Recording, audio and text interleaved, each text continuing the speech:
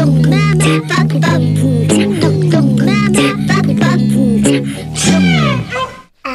allez, une histoire. Il était une fois. Bonjour à tous, bonjour chers petits amis. Aujourd'hui, la chemise de l'homme heureux, d'après une fable italienne de Calvino. Alors c'est l'histoire d'un roi qui avait un fils unique et il le chérissait. Il le chérissait comme la prunelle de ses yeux. Mais ce prince était toujours malheureux. Il passait des journées entières accoudé au balcon, à regarder au loin, l'air si triste. Oh, et son pauvre père, le roi, ne savait plus comment faire. Il lui aurait donné la lune s'il avait pu. « Mais que te manque-t-il, mon fils? Qu'as-tu » ? « Oh, je ne le sais pas, père. Je ne le sais pas moi-même. »« Es-tu amoureux? Allez, dis-le-moi. Je te la donnerai comme épouse. Serait-elle la fille d'un roi le plus puissant de la terre ou bien même la paysanne la plus pauvre ?» Son père, le roi, avait tant d'amour pour lui. « Mais non, père, je ne suis pas amoureux. » Et le roi essaya encore une fois par tous les moyens de le distraire. Il fit venir des troupes de théâtre et de danse, de musique et même de chant. Il ne savait plus quoi faire, mais cela ne servait à rien. Et le visage du prince perdait chaque jour un peu plus de sa roseur. Alors le roi convoqua les gens les plus instruits du monde. Et ils arrivèrent de partout, des philosophes, des docteurs, des professeurs. Alors, voilà ce qu'il fit. Il leur présenta le prince et demanda conseil. Tous ces illustres savants se retirèrent pour penser. Ah, difficile à résoudre ce problème, bien plus difficile qu'une attaque sur un champ de bataille. Après des jours de réflexion, ils revinrent auprès du roi. « Majesté, nous avons réfléchi et nous avons aussi lu dans les astres. Ah, vous avez trouvé une solution, un remède miracle, dites-moi vite. Voici ce que vous devez faire.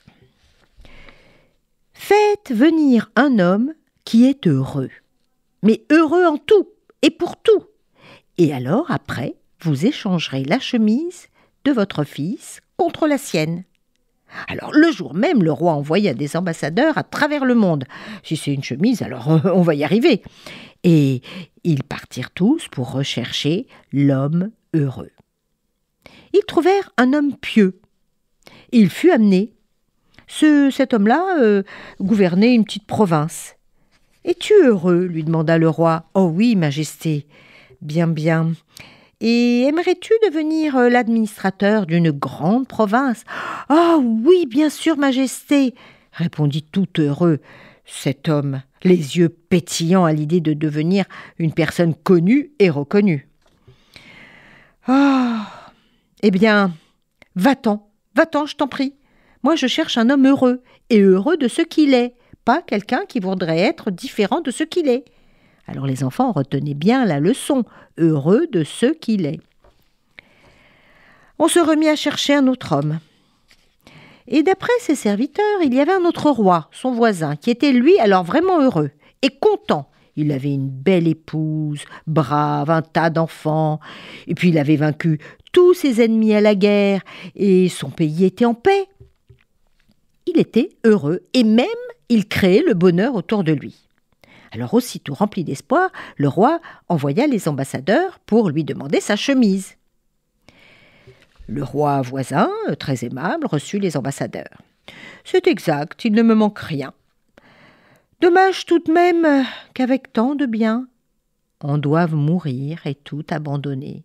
Et cette pensée me fait souffrir et je n'en dors plus du tout. » Alors les ambassadeurs se dirent, en fait, il n'est pas heureux. Il n'est pas heureux. Il a tout pour être heureux, mais il n'est pas heureux. En attendant, pour tromper son désespoir, le roi partit à la chasse. Il tira sur un lièvre. Il croyait l'avoir pris quand l'animal, en boitant, s'échappa. Le roi le poursuivit, et ainsi il s'éloigna du château. Et au milieu des champs, il entendit une voix qui chantait bien. Le roi s'arrêta et se dit « Ah, celui qui chante ainsi ne peut être qu'heureux. » En suivant le chant, Le roi s'engagea dans un vignoble, et entre les rangs, il aperçut un jeune qui chantait en taillant les vignes. « Bonjour, Majesté, » dit le jeune. « Ah, comment, de si bon matin, vous voilà à la campagne ? Ah, béni sois-tu. Veux-tu venir avec moi dans mon palais ? Ah, hélas, Majesté, même pas la peine d'y penser, car je n'échangerai pas ma place contre la vôtre, contre celle d'un roi.